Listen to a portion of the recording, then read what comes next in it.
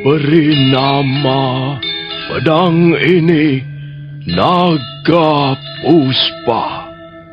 Selamatkan dia. Jangan sampai jatuh ke tangan pendekar berwatak jahat.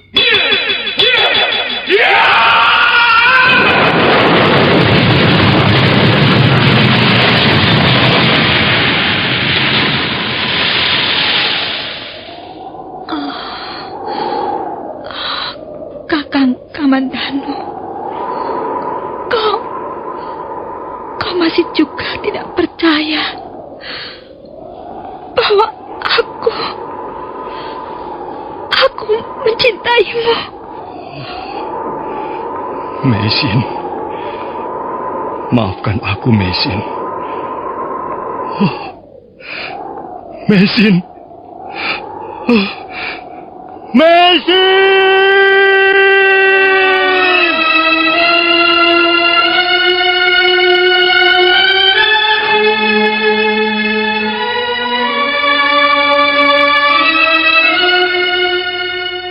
Tutur Tinula.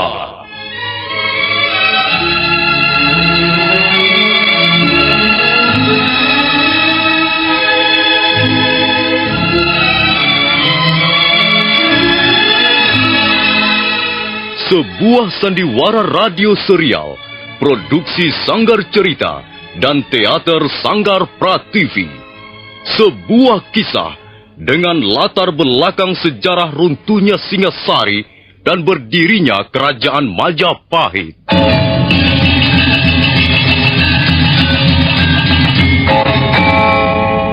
Sandiwara ini didukung oleh pemain-pemain radio yang sudah ternama.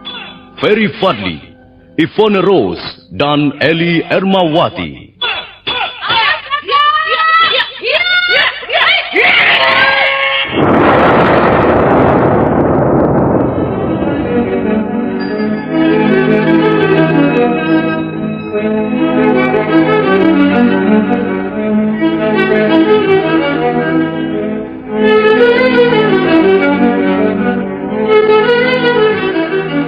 Cerita ini ditulis dan disusun oleh S. Tijab.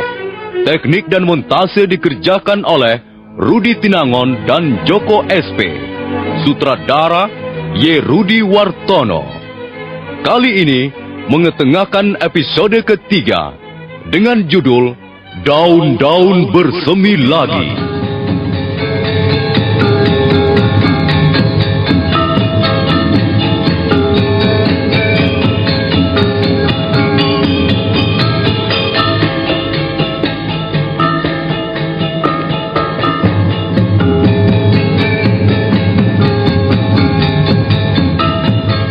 Dalam seri yang ke-89 ini didukung oleh para pemain Ferry Fadli sebagai Arya Kamandanu, Eli Ermawati sebagai Meisin, Hari Aki sebagai Empu Hanggareksa, Eli Panca sebagai Nyi Rongkot, serta dibantu oleh Suryatin dan Andi Rishadi, pembawa cerita Nusri. Selamat mendengarkan.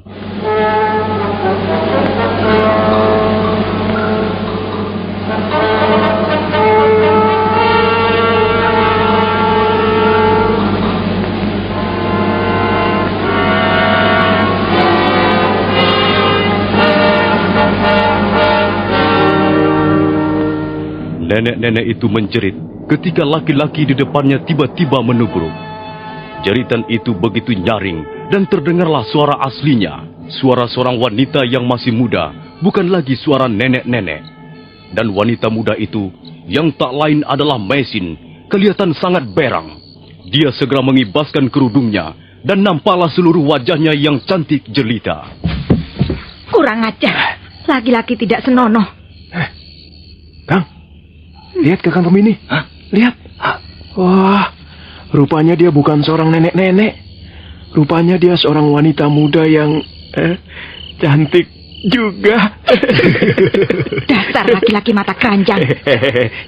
Tunggu dulu. Mau kemana? Jangan berdiri di situ. Aku mau pulang. Kang, katanya dia mau pulang, Kang. Mengapa harus buru-buru pulang sih? Sabar, nanti Kakang antarkan pulang. Sudah Adik Gender. Kita tidak punya banyak waktu untuk menggoda wanita ini. Aku bukan wanita nakal. Bukan wanita jalanan. Ayo pergi. Aku muak melihat tampang-tampang kalian. Jaga mulutmu ya. Tabok saja mulutnya, Kang.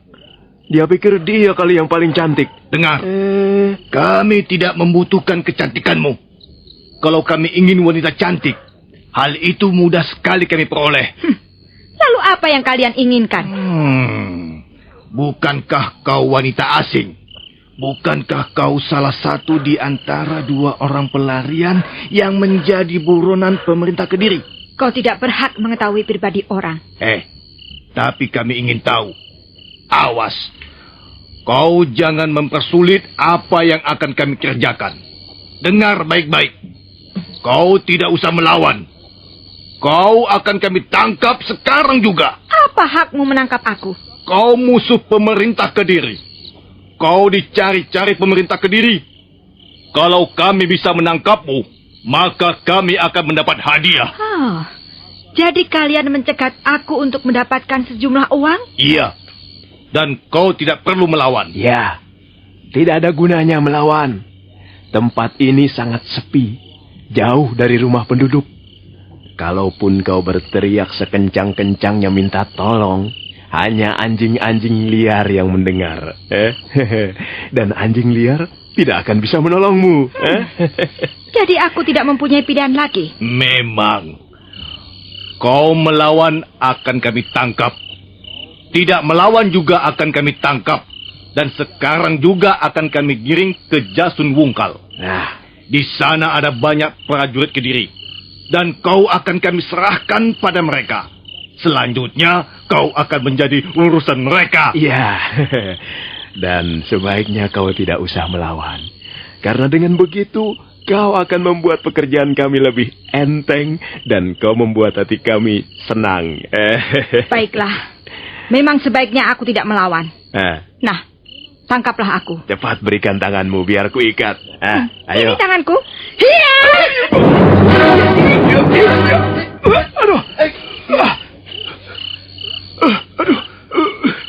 Kurang ajar. Kau telah menyakiti kawanku. Kalau kau ingin mendapat bagian juga, ini, terimalah. Hiya! Setan betina. Punya kebisaan juga kau rupanya, ha? Ayo, Adik Gender. Ya. Kita gasak berdua. Ya.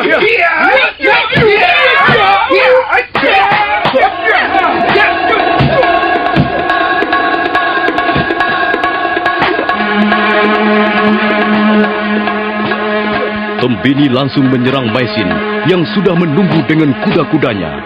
Gendar segera bangkit dan ikut menyerang. Mereka lalu mengeroyok Maisin. Maisin berusaha memberikan perlawanan dengan seluruh kemampuannya. Tapi agaknya 2 orang lawannya adalah pendekar yang cukup tangguh. Demi menghindari kemungkinan-kemungkinan buruk yang bisa menimpa dirinya, Maisin berusaha mencari kesempatan untuk lolos. Awas Adik Gender. Dia mau kabur. Ayo. Cepat di sebelah sana.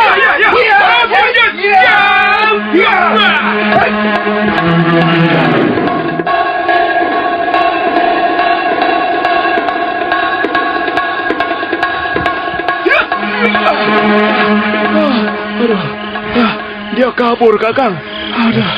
Kurang asam. Dia bisa memperdaya kita. Perempuan itu memang licik sekali. Bukan hanya licik. Dia juga licin seperti belut. Iya. Sekarang bagaimana, Kakang Tembini? Kita kejar lagi? Iya. Dia pasti belum jauh. Mari kita kejar lagi. Iya. Tapi kita berpencar. Kau ambil jalan lain. Aku akan melacak melewati jalan yang ini. Iya. Ayo cepat. Iya, ayo.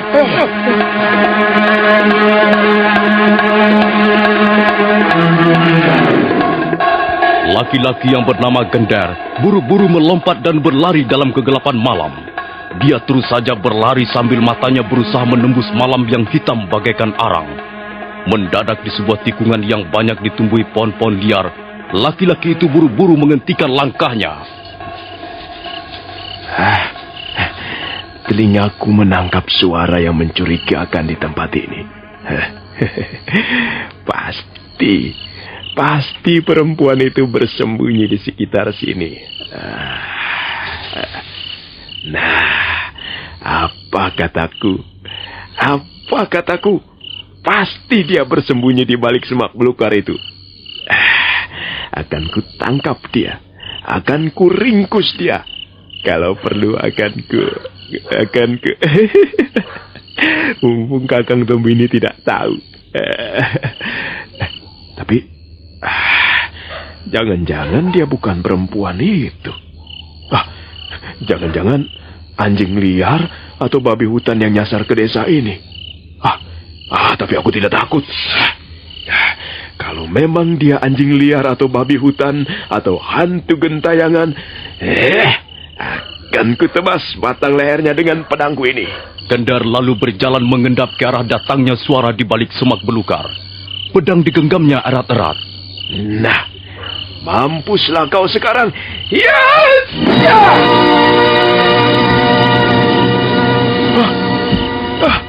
Kakang Temini.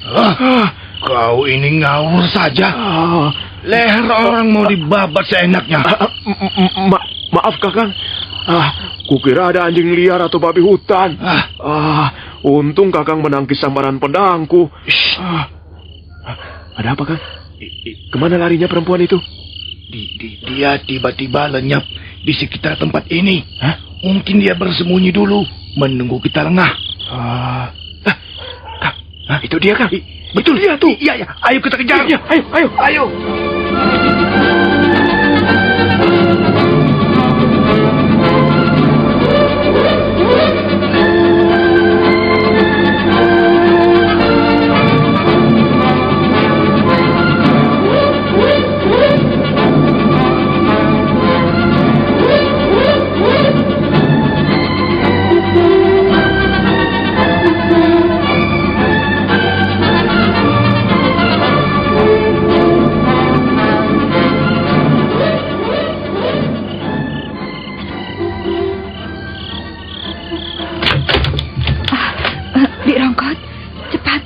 Pintunya, Bi. Nona Mesin, dari mana Nona malam-malam begini?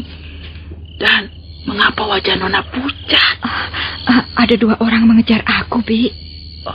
Mengejar Nona? Iya. Siapa mereka? Entahlah. Mereka mau menangkap aku. Mereka mencegat aku di jalan ketika aku pulang dari rumah Sariti.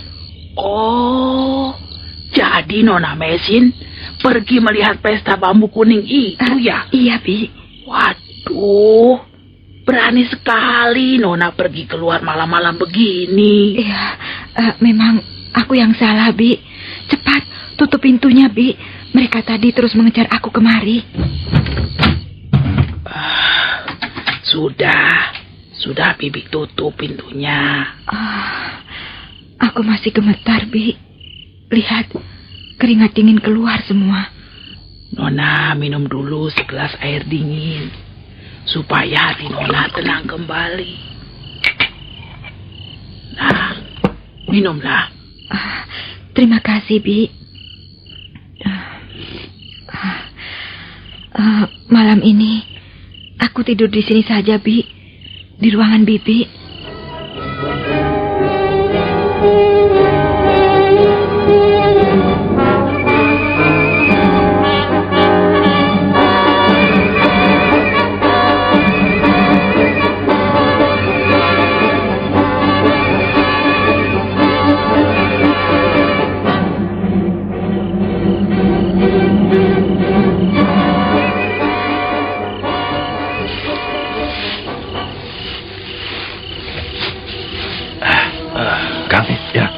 Orang itu tiba-tiba lenyap, Kang. Barangkali perempuan itu peri, Kang. Aku tidak percaya ada peri bisa main pukulan. Jelas dia manusia biasa. Tapi buktinya dia lenyap seperti asap, Kang. Tidak. Dia pasti masuk rumah yang di depan itu. Tapi bukankah itu rumah Empu Hangga Reksa? Wah, mana mungkin dia masuk ke situ, Kang? Kenapa tidak mungkin? Pokoknya kita harus terus menyelidiki wanita itu. Wah, jangan-jangan dia bukan orang yang dicari-cari pemerintah Kediri, Kang. Aku yakin dialah orangnya. Jangan-jangan dia pembantu rumah tangganya Empu Anggareksa, Kang. Atau sanak familinya yang baru datang. Tidak. Pertama, dia wanita asing. Dan kedua, aku sudah pernah melihat gambarnya. Gambar itu dicantumkan dalam selebaran. Dan gambar itu persis sekali dengan wanita itu tadi. Ini sudah merupakan data-data yang hampir pasti. Kita tinggal. Apa lagi? Ada orang lewat, Kang. Ada orang lewat. Dia Arya Kamandanu, anak Empu Anggareksa. Ayo kita bersembunyi, cepat.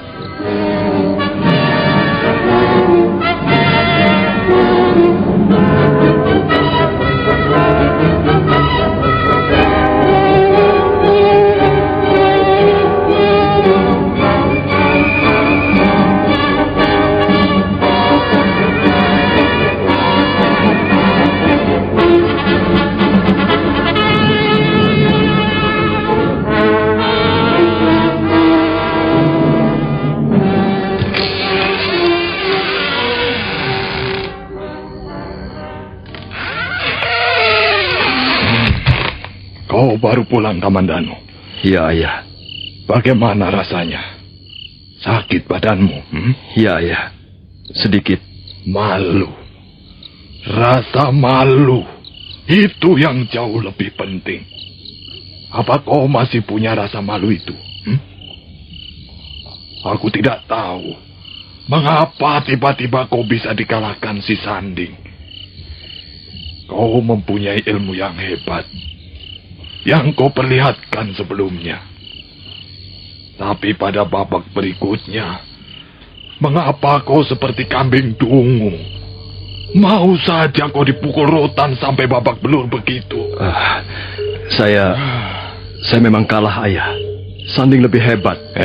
Kamandanu, sebenarnya kau kalah atau kau mengalah? Saya kalah, Ayah. Mungkin benar kata Ayah. Saya kurang persiapan. Kamandanu, aku ini sudah tua, Le. Sudah kenyang makan garamnya kehidupan. Aku memang bukan pendekar.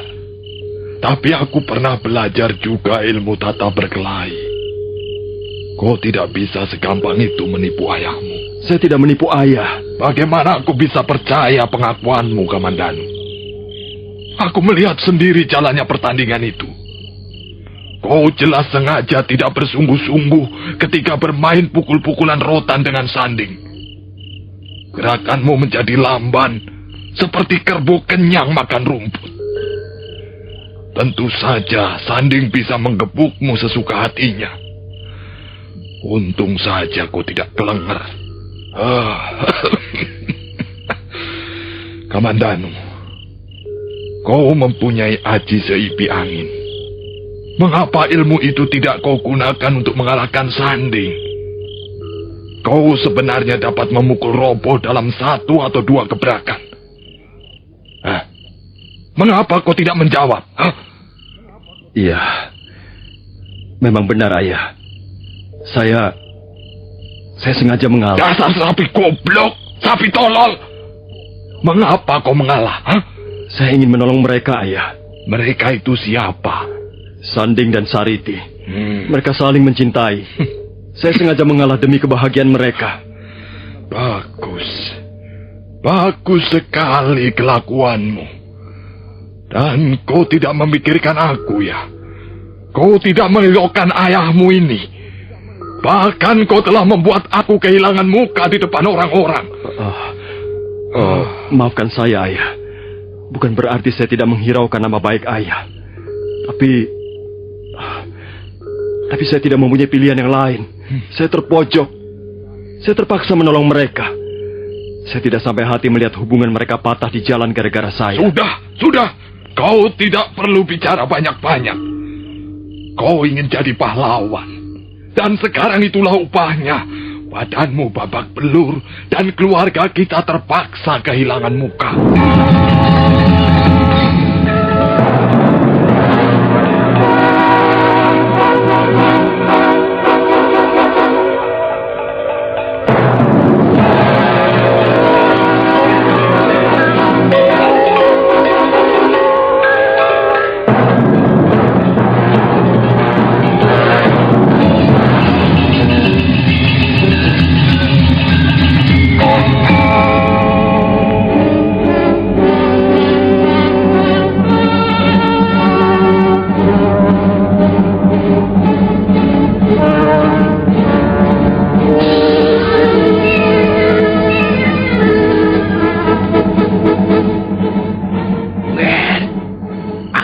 Tuan Danu.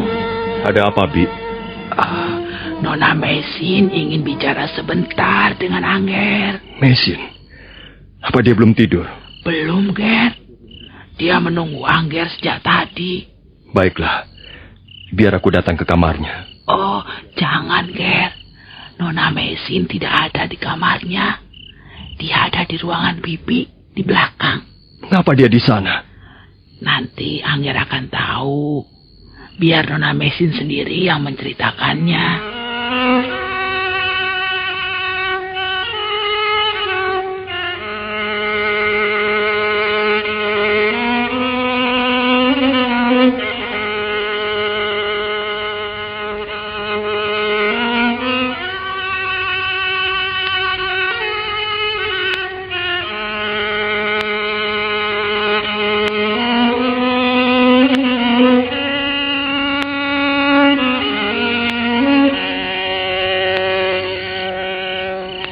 Jadi kau ke rumah Sariti sendirian? Iya, Kakang. Aku ingin melihat kau bertarung. Kau terlalu berani. Dan lagi mengapa kau harus ikut menonton aku bertarung? Bukankah kau sudah tahu hasilnya bahwa aku akan kalah? Aku tidak sampai hati melihat Sanding memukulmu dengan rotan, Kakang. Sudah. Pertarungan sudah selesai. Lalu sekarang ada masalah apa lagi? Waktu pulang, aku diikuti 2 orang laki-laki. Mereka lalu mencegat aku di jalan. Mau apa mereka? Mereka mau menangkap aku. Katanya, aku mau dibawa ke Jasun Wungkal. Mau diserahkan pada prajurit-prajurit Kediri yang ada di sana. Persoalan ini bisa gawat. Kalau sampai mereka lapor pada pemerintah Kediri, rumah ini bisa diobrak-abrik. Dan kita terpaksa menjadi pelarian lagi. Tapi benar, mereka cuma 2 orang dan tidak lebih? Tidak, Kakang. Mereka memang cuma 2 orang. Apa mereka prajurit? Sepertinya bukan. Mereka masih ada, Nona Mesin. Mereka masih mondar-mandir di jalanan. Tadi Bibi lihat mereka menguasai rumah ini ketika Bibi menutup pintu serambi depan. Benar mereka cuma 2 orang atau lebih, Bi? Cuma 2 orang, Ger. Yang satu menghunus pedang, dan pedangnya itu disabet-sabetkan daun-daunan. Walaupun hanya berdua, mereka bisa membahayakan keselamatan kita. Lalu bagaimana, Ger? Orang-orang itu nampaknya jahat sekali. Satu-satunya jalan, mereka harus dibungkam. Kau punya akal untuk membungkam mulut mereka? Nah, begini saja. Kita jangan sampai memberi kesempatan mereka memberitahukan pada kawan-kawannya. Karena itu kebetulan sekali. Mereka masih ada di sini. Lalu, apa rencanamu, Kakang? Kita akan pancing mereka. Kau berani menjadi umpan Mesin? Apa yang harus aku lakukan? Kau pergi dari rumah ini diam-diam dan melewati pintu depan. Mereka pasti akan segera mengikutimu. Nah, kau harus membawa mereka ke tempat yang sepi. Di sebelah selatan desa Kurawan ini, ada bukit kecil yang jarang dijamah manusia. Pancinglah agar mereka ke sana. Aku akan menyusul kemudian. Tapi, Ger, apakah itu tidak berbahaya? Jangan khawatir, Bi. Bibi tenang-tenang saja di rumah. Akan lebih berbahaya kalau sampai mereka memberitahukan teman-temannya.